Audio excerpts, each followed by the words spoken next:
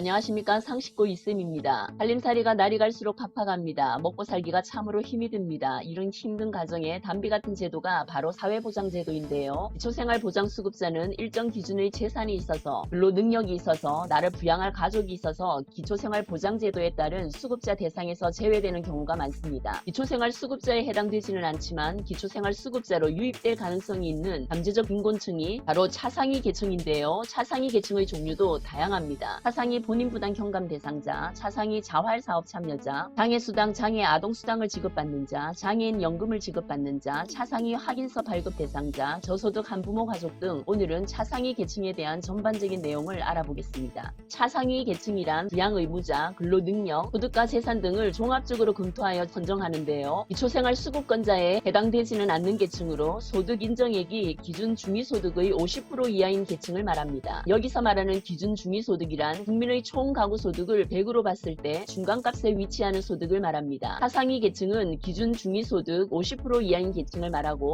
기초생활수급자의 맞춤형 급여 기준보다는 소득 인정액이 높아 기초생활수급자 대상이 되지 못할 경우 신청해 볼 수가 있습니다. 4인 가구일 때 기준 중위소득 50%에 해당하는 금액은 237만 4,587원 이하입니다. 소득 인정액은 국가나 지방자치단체가 급여를 결정 및 실시 등에 사용하기 위해서 산출한 개별 가구의 소득평가액과 재산의 소득 환산액을 합산한 금액을 말합니다. 소득평가액은 실제 소득인 근로소득, 재산소득, 사업소득, 이전소득에서 장애나 질병, 양육 등 가구 특성에 따른 지출 요인, 근로를 유인하기 위한 요인, 그 밖에 추가적인 지출 요인에 해당하는 금액을 차감하여 산정한 금액을 말합니다. 소득 환산액은 소득으로 환산하는 재산 범위는 일반 재산, 금융재산, 자동차를 말합니다. 개별 가구의 일반 재산이나 금융재산가액에서 기본 재산액 및 부채를 공제한 금액에 승용차 재산가액을 더한 후 재산의 종류별 소득 환산율을 곱해서 산정한 금액입니다. 다시 말해서 소득평가액과 소득 환산액을 합산한 금액이 소득인정액이며 차상위 계층은 소득인정액이 기준 중위소득의 50% 이하인 계층을 말하는 것입니다. 나의 소득인정액이 궁금하신 분은 복지로 홈페이지에 접속하셔서 간단한 소득재산 항목을 입력하여 복지서비스 모의 계산을 해보실 수 있습니다. 차상위 계층은 자신의 가구별, 생활여건별, 처한 상황별을 고려해 신청해 볼 수 있는데요. 종류를 살펴보면 국민건강보험법에 따른 차상위 본인부담 경감 대상자입니다. 이는 희귀 난치성 중증 질환자, 6개월 이상 치료를 받고 있거나 치료가 필요한 사람 또는 18세 미만의 아동입니다. 이 중 세대의 소득 인정액이 기준 중위소득의 50% 이하이고 부양 요건을 충족하는 자에 대해 요양급여 비용 중 본인이 부담하는 본인 부담금을 경감해 줍니다. 다시 말해 부양 의무자 유무와 부양 능력 및 부양 여부, 신청자의 건강 상태나 생활 실태를 조사한 후 요건에 충족될 시에 차상위 본인 부담 경감 대상자로 선정이 되고 대상자는 의료급여와 유사한 수준의 본인 부담금만 부담하고 일반 건강보험 가입자와 본인 부담금과의 차액은 국고에서 지원이 됩니다. 부양 의무자 기준이 중요한데요. 차상위 본인 부담 경감 대상자 본인의 부양 의무자가 없거나 부양 의무자가 있어도 부양할 능력이 없거나 또는 부양을 받을 수 없는 경우여야 합니다. 다음은 국민기초생활보장법에 따른 차상위 자활사업 참여자입니다. 이는 근로 능력이 있고 소득 인정액이 중위소득 50% 이하인 사람 중에 자활 참여를 신청한 자입니다. 차상위 자활사업 참여자는 부양 의무자 기준이 적용되지 않습니다.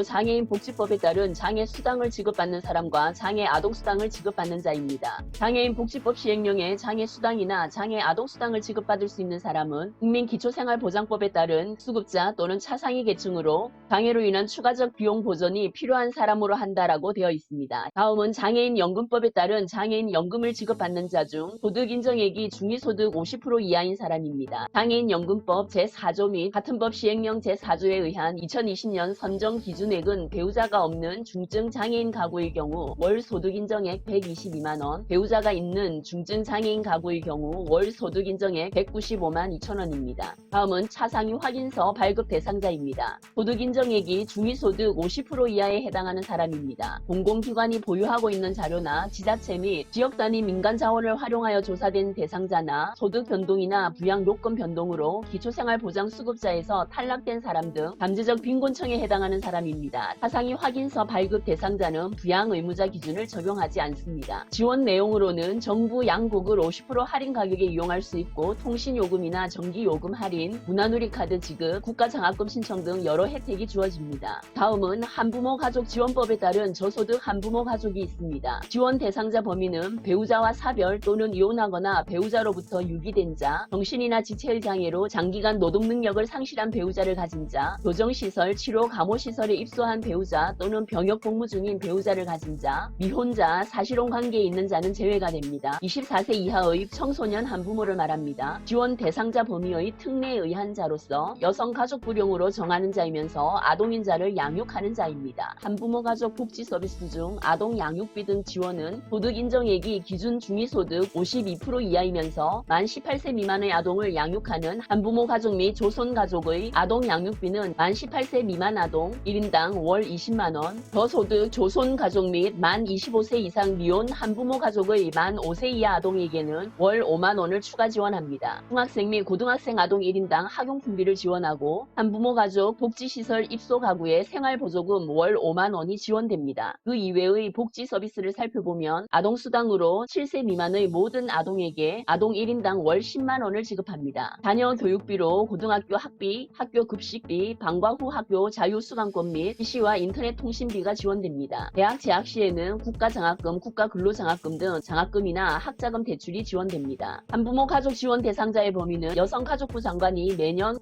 국민기초생활보장법에 따른 기준 중위소득, 지원 대상자의 소득 수준 및 재산의 정도 등을 고려하여 지원 종류별로 정하여 고시합니다. 이상의 영상에서 다양한 차상위 계층의 종류에 대해서 알아보았는데요. 차상위 계층이 받을 수 있는 복지 서비스도 다양하고 서비스별 조건들도 다양합니다. 다양한 복지 서비스를 살펴보면 푸드뱅크에서 기부하는 식품 및 생활용품 지원, 이동통신 요금 감면, 기본 감면으로 11,000원 및 통화료 35%가 감면됩니다. 아동 급식 지원, 정부 양국을 할인된 가격으로 제공받을 수 있으며 개인별 영양 상태에 따른 영양 보충식품을 제공받습니다. 전기요금, 통신요금, 도시가스 요금을 할인받고 기저귀나 조제 분유를 지원받습니다. 진단서 발급비 및 검사비 지원 등이 있습니다. 더 다양한 복지 서비스가 있으니 복지로 홈페이지에 접속하셔서 자세한 각종 혜택을 검색해 보시기 바랍니다. 오늘은 차상위 계층에 대한 전반적인 내용을 살펴보았습니다. 생활이 어렵고 힘드신 분들은 꼭 신청하시기 바랍니다. 한 번 신청으로 탈락됐다고 포기하지 마시고 2번, 3번 신청하시기 바랍니다. 소득 범위가 해마다 변동되기 때문에 선정될 가능성이 높아집니다. 오늘은 여기까지입니다. 오늘 영상 유익했다면 좋아요, 구독 꾹꾹 눌러주세요. 감사합니다.